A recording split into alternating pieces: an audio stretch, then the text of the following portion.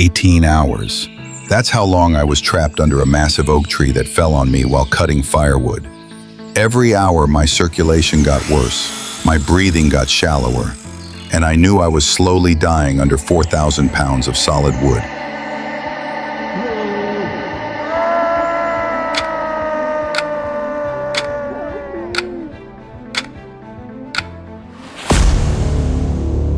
Hello. Today I'm going to tell you about the most agonizing 18 hours of my life. My name is Tom Bradley. I'm 35 years old and I work as a lumber worker in Oregon. I've been working in forestry for 15 years.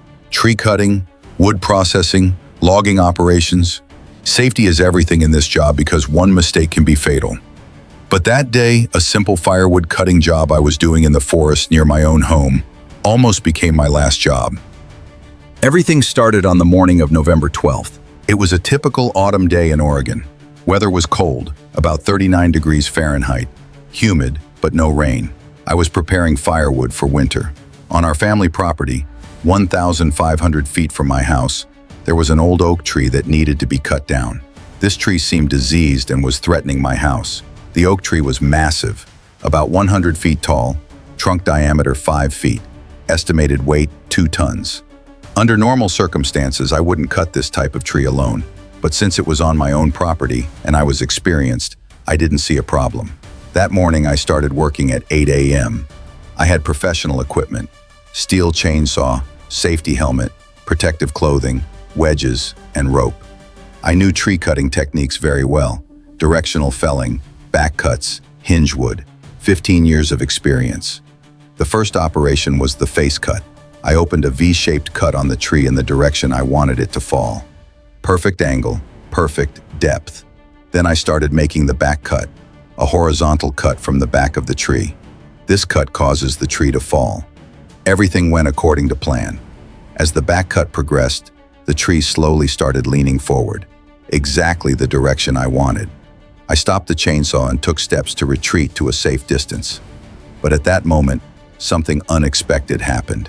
There was a dry branch in the upper branches of the tree that I hadn't seen. This branch got caught on another tree as it fell and changed the tree's fall direction. Slight deflection, but fatal. The tree fell 15 degrees different from the direction I expected, just outside my safety zone. As the 2-ton tree leaned and fell with accelerating momentum, I didn't have time to escape. The impact was incredible. The main trunk of the tree hit my legs. Side branches hit my chest and arms. The world suddenly went dark. Then I felt massive weight. For the first few minutes, I was in shock. I wasn't feeling pain yet. I was full of adrenaline. But when I tried to move, I realized I was completely trapped.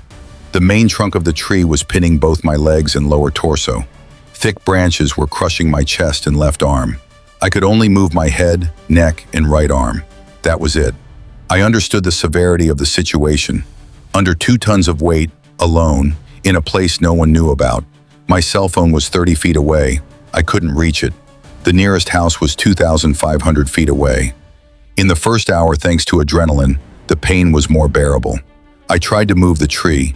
I tried pushing with my right arm, trying to create leverage. There was no effect. Human strength is inadequate for 2-ton weight. In the second hour, the pain became real. Circulation problems started due to crushing pressure.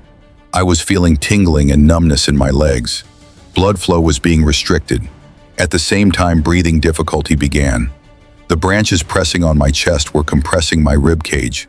Every breath required effort. In the third hour, I had a panic attack. The feeling of helplessness was overwhelming. I started screaming, shouting for help. But we were deep in the forest, nobody around. I realized this energy waste was counterproductive. I had to stay calm, take a systematic approach. In the 4th hour, hypothermia concern began. November in Oregon, ground cold and wet. Body heat loss was accelerating. Shivering had started. In the 5th hour, the first serious medical symptom came. My left leg became completely numb. Circulation was totally cut off. There was compartment syndrome risk. It could lead to tissue death. In the 6th hour, dehydration symptoms began. Thirst, dry mouth, weakness. But I couldn't reach water. Even a rain puddle was far away. In the 7th hour, internal injury concerns began. sharp pains in lower abdomen, possible internal bleeding. At least 2 of my ribs were broken. Breathing became even more difficult. In the 8th hour, desperation reached its peak.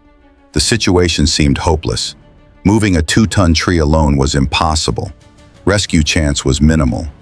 But at this point, I experienced a mental shift. Instead of giving up, I focused on creative problem solving. I started thinking about physics principles. Leverage principle. Small force can move big weight if there's proper fulcrum and lever arm. Around me there were branches and rocks. I could use them as makeshift tools. In the 9th hour, I started systematic escape attempt. I tried to use a strong branch I could reach with my right arm as a lever, a nearby rock as fulcrum. With this technique, I could slightly lift a small portion of the tree. Very little, but there was progress. Maybe 1-inch lift, but enough to slightly improve circulation. In the 10th hour, I refined this technique. Multiple leverage points, sequential lifting. With each attempt, circulation improved slightly. In the 11th hour, the breakthrough moment came. I felt slight movement in my right leg. Circulation had been partially restored. This gave hope. In the 12th hour, weather deterioration began. Light rain started, hypothermia risk increased. But at the same time, rainwater was reaching my mouth, helping against dehydration. In the 13th hour, I started using meditation techniques for pain management. Mind over matter approach. Acknowledge pain but not focus on it. In the 14th hour, major progress occurred. With my sequential lifting technique, I could move a significant portion of the tree. Lower body pressure slightly decreased. In the 15th hour, circulation restoration accelerated. Feeling started returning to both legs. Movement possibilities increased. In the 16th hour, I gathered energy for a desperate final push. With my remaining strength, all leverage techniques combined. Maximum effort. In the 17th hour, something incredible happened. I could partially free my right leg. Still stuck, but circulation fully restored. This gave mobility advantage. In the 18th hour, the final hour, I made the final escape attempt. I used my free right leg as a leverage point, additional pushing power. At 2 a.m., exactly 18 hours later, a miracle occurred.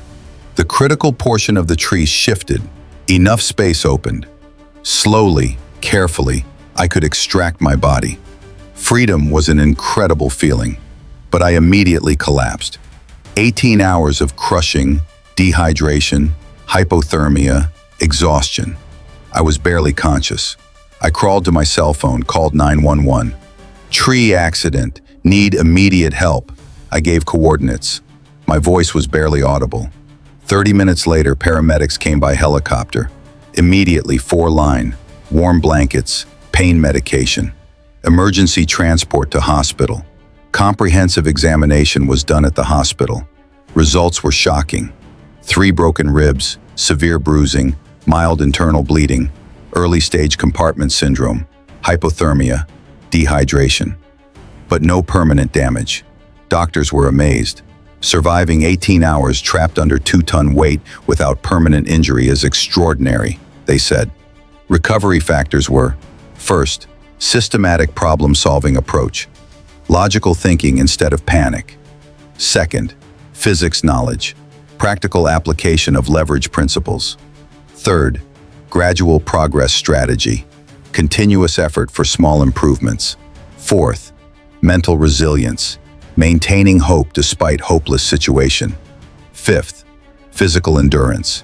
15 years lumber work experience, strong body. This experience taught profound lessons. First lesson, never work alone in dangerous operations. Partner system is essential. Second lesson, emergency communication is critical. GPS beacon, satellite communicator necessary in remote areas. Third lesson, proper planning and safety, hazard assessment, escape routes, contingency plans. Fourth lesson, physics principles are applicable in practical life. Education saves lives. Fifth lesson, human willpower is incredible. Even in impossible situations, hope and effort can overcome. After this incident, I continued lumber work but became much more safety conscious. Advanced safety protocols, never alone policy, comprehensive emergency equipment. Today, I still remember the feeling of that crushing weight, sometimes nightmares, mild claustrophobia. But at the same time, I gained incredible confidence. This story demonstrates that with preparation, knowledge, persistence, and never give up attitude, survival is possible in life-threatening situations. Being trapped under impossible weight for 18 hours and escaping with systematic approach normally seems impossible under normal circumstances. But with the right mindset and determination, human limits can be exceeded. My advice to you, if you do dangerous work, take safety protocols seriously. Develop emergency preparedness. Learn physics principles. They're invaluable in problem solving. Most importantly, never give up. Even in hopeless situations, solutions exist. Calm thinking, systematic approach, persistent effort, these can make the difference between life and death. Thank you for listening to me. If you learned something from this experience, please don't forget to subscribe to my channel. You can share your own workplace safety experiences in the comments. See you in the next survival story. Work safely.